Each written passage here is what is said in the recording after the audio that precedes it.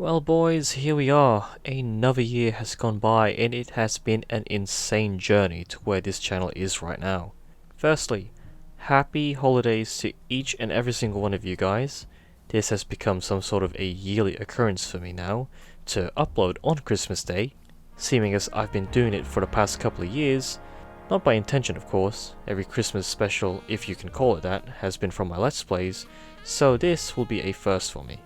Secondly, we have reached the milestone of 600 subs.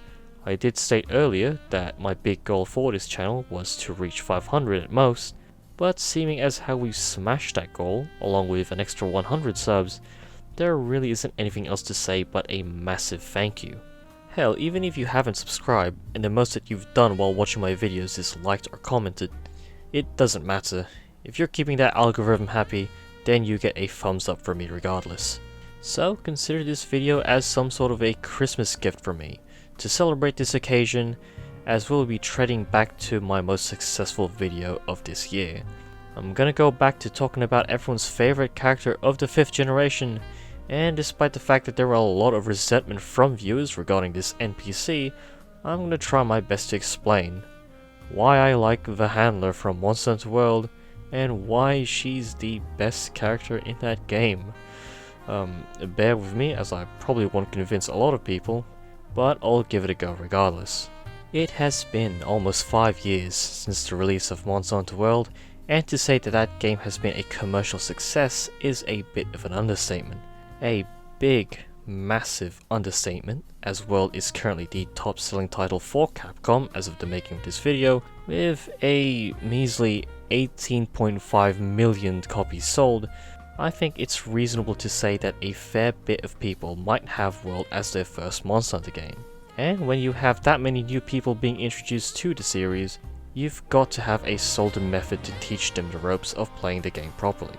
The mechanics, the controls, and the way a Monster Hunter game is meant to be played.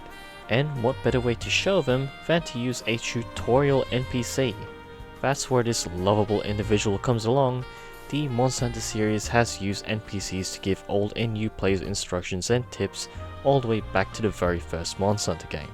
Specifically with village elders, whenever you embarked on your first quest, you've seen them all before. Their face pops up on the screen, speech bubbles appear to show you what you need to do. That beginner tutorial part has been in almost every title for this series, and in the case for World, it's even more beginner friendly for new players because the tutorial bit covers even more than previous games.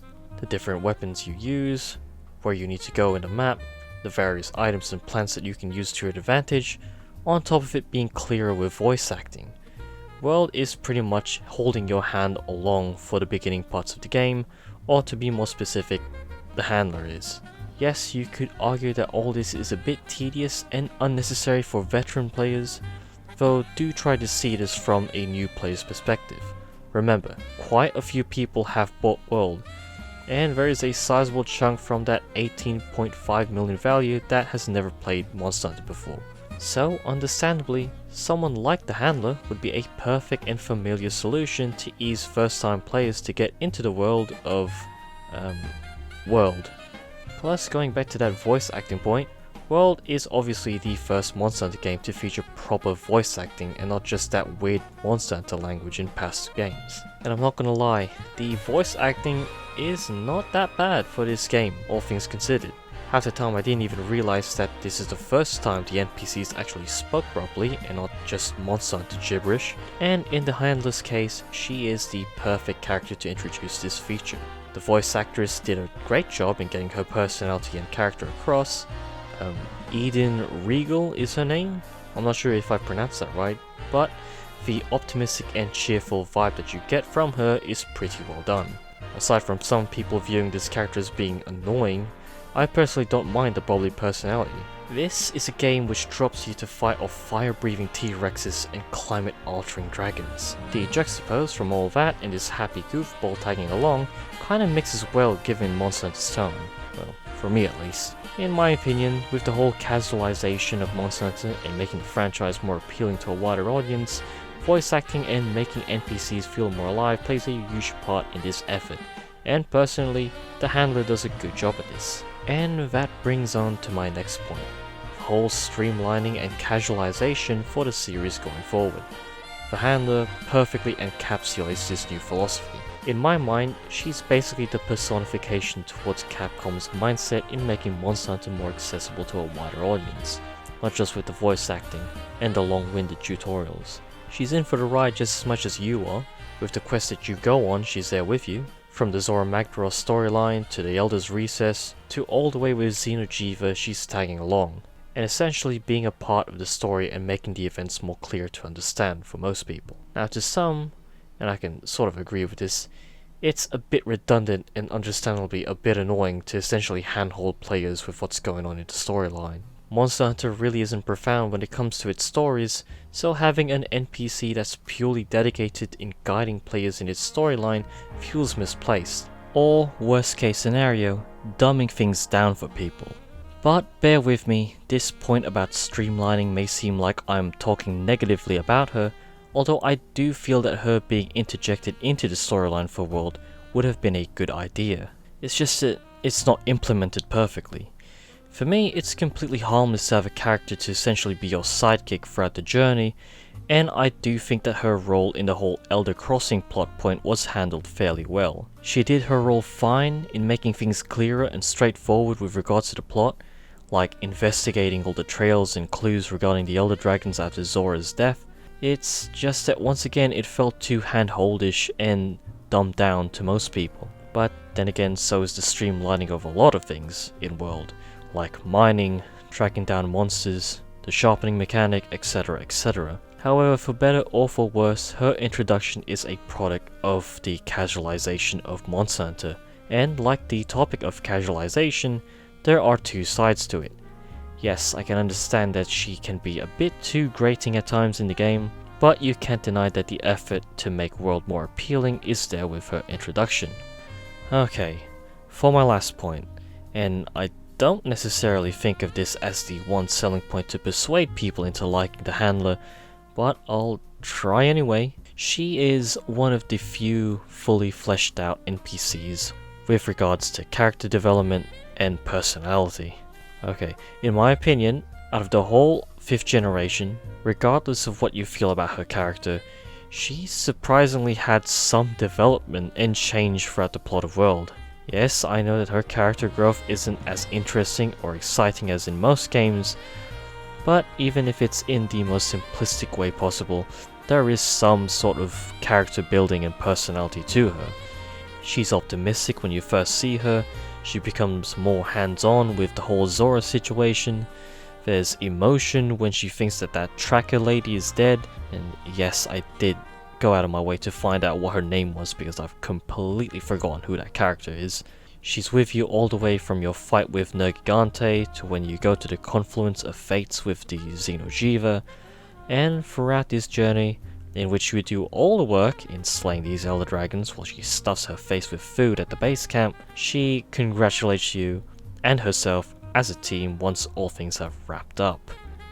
Wait a minute. I'm not really... Oh god, I can't do this.